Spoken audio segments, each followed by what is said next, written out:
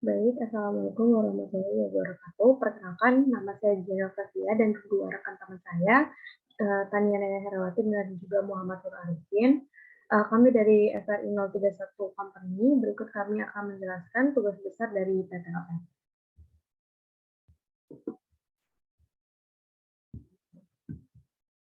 Berikut merupakan latar belakang dari produk yang kami buat. Yang pertama, FRI 031 Company merupakan sebuah perusahaan yang didirikan oleh FRI 031. Perusahaan ini merupakan sebuah perusahaan yang bergerak di bidang manufaktur, khususnya alat agrikultur, yaitu bajak singkal manual. Bajak singkal manual sendiri itu merupakan alat penunjang agrikultur untuk membantu para petani menggemburkan tanah, dan juga menjadi salah satu alat penunjang bagi terjadinya proses pertanian atau perkebunan. Jadi bajak singkal ini sangat membantu para petani dalam melakukan pekerjaannya.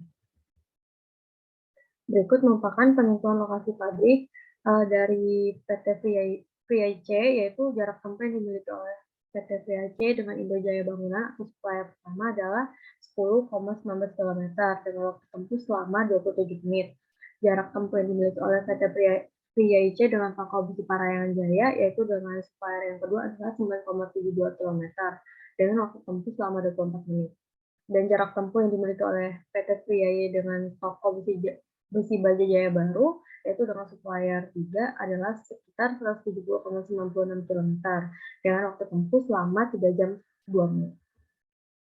Berikut merupakan cara menentukan skor tiap faktor dalam setiap alternatif. Bisa kita lihat bahwa di tabel normalisasi itu ada UMK, land cost, availability land, supplier distance, HR quality, transportation access, natural disaster, dan juga potential market.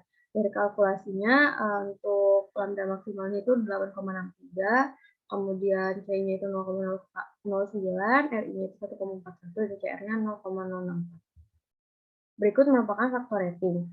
Metode yang menggunakan data kualitatif dan kuantitatif untuk mengevaluasi alternatif berdasarkan perbandingan setelah menetapkan nilai komposit untuk setiap alternatif.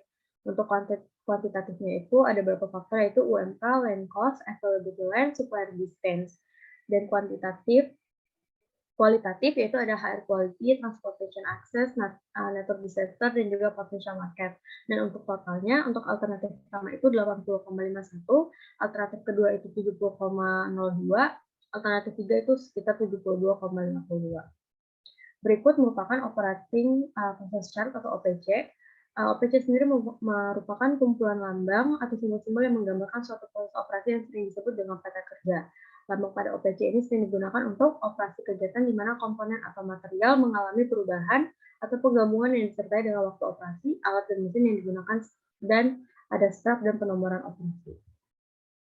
Berikut juga ada produk structure, struktur produk single level yang menggambarkan hubungan antara produk akhir komponen-komponen penyusunnya, di mana komponen-komponen tersebut langsung membentuk produk akhir atau berada satu level di bawah produk akhir.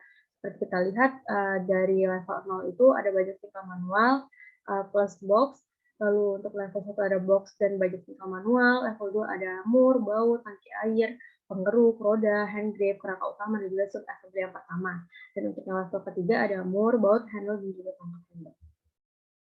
Berikut juga bill of material dari bajak singkal manual. Bill of material sendiri merupakan gambaran atau definisi produk terakhir yang terdiri dari item, bahan, material yang dibutuhkan untuk merakit, mencampur, atau memproduksi produk akhir. Bisa kita lihat di bill of materialnya ada beberapa deskripsi yang ada yang dibeli dan juga ada yang dibuat. Selanjutnya routing sheet akan dijelaskan oleh teman saya. Baik, selanjutnya yaitu routing sheet. Routing sheet ini merupakan suatu langkah produksi yang mencakup komponen tertentu dengan tambahan rincian yang diperlukan dalam operasi sesuai dengan hal-hal yang diberikan. Di sini terdapat data-data yang dipakai untuk routing sheet, yaitu yang pertama itu ada facility name, kemudian ada dimension, ada volume, sehingga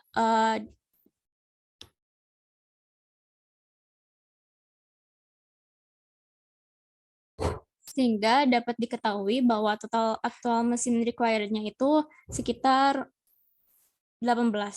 Selanjutnya.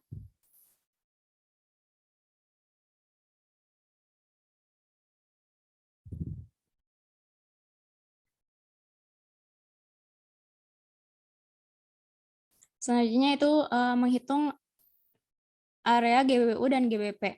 Yang pertama di GBBU itu materialnya berupa keranjang kerangka utama, kemudian roda, pengeruk, tongkat handle, dan handle. Sehingga total areanya itu sekitar 14 meter. Kemudian GBBP, material yang dihitungnya itu ada box, hand drip, tangki air, baut dan mur. Sehingga total areanya itu sekitar 3 meter. Sehingga receiving areanya itu sekitar 5,1 meter. Kemudian material handling allowance-nya itu sekitar 1,53 dan total receiving areanya sekitar 7 meter. Selanjutnya itu facility. Di sini hasil perhitungan dari area facility itu yang pertama ada receiving area yaitu sekitar 7 meter, kemudian ada warehouse yaitu sekitar 4 meter, GWU area sekitar 14 meter. Selanjutnya itu menentukan stacking dan frekuensi pengantaran. Stacking ini merupakan kegiatan penumpukan barang yang bertujuan untuk mendapatkan jumlah yang optimum dalam satu waktu kegiatan pendistribusian material dengan menggunakan material handling equipment. Di sini frekuensi dari setiap material ini yaitu 1. Selanjutnya yaitu material terpilihnya yaitu unit load-nya 29 dan faktornya 1 dan 29. Waktu pengantarannya yaitu pada unit load 1 itu ada 1404, kemudian pada unit load 29 yaitu 790. Selanjutnya yaitu luas area. Berdasarkan fasilitinya, total area yang dibutuhkan yaitu sekitar 4.569. Kemudian pada area add facility-nya yaitu sekitar 1.644,5. Selanjutnya yaitu perhitungan FTC. Di sini total cost-nya yaitu sekitar 384.122 rupiah. Selanjutnya akan dijelaskan oleh teman saya, Muhammad Arifin. Selanjutnya yaitu layout. Perancangan tata letak awal dalam perancangan tata letak fasilitas. Nah,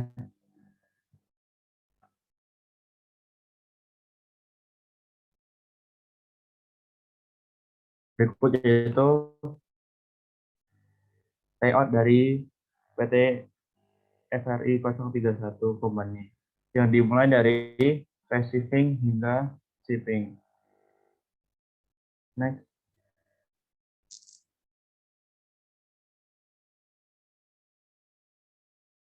Berikut yaitu facility-nya. Yang pertama kita tambahkan ada masjid, toilet, security post, employee parking, dan kantin. Untuk total areanya yaitu 1.644,5 meter. Next. Berikut yaitu final layout dari FRI 03 Company, 031 Company. Boleh di next.